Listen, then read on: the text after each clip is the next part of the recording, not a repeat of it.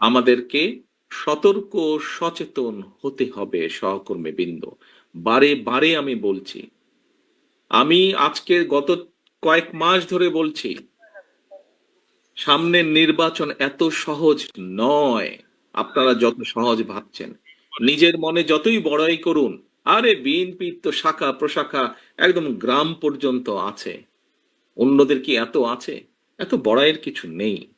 থাকতে পারে আপনার শাখা প্রশাখা, প্রিয় সহকর্মীবৃন্দ, আমাদের নেতাকর্মীরা তৈরি করেছে সেই শাখা প্রশাখা, গ্রাম পর্যন্ত দলকে নিয়ে গেছে, ওয়ার্ডে ওয়ার্ডে দলকে নিয়ে গেছে। কিন্তু তারপরেও জনগণ ম্যাটার্স, জনগণ ম্যাটার্স। সেই জনগণই হচ্ছে আমাদের শক্তি, জনগণই হচ্ছে আমাদের সমর্থন, জনগণই হচ্ছে শক্তি। জনগণ সাথে না থাকলে জনগণ 5ই আগস্ট দেখিয়ে দিয়েছে। কাজে আমরা যদি ভুল করি, জনগণ আবার কোনো একটা কিছু দেখিয়ে দিবে, তখন কিন্তু পস্তাতে হবে, তখন কিন্তু হাপিত্যেশ করতে হবে। সহকর্মীবৃন্দ, এখনো সময় আছে। আসুন, আসুন, আসুন, আমরা জনগণের পাশে থাকি, জনগণের সাথে থাকি।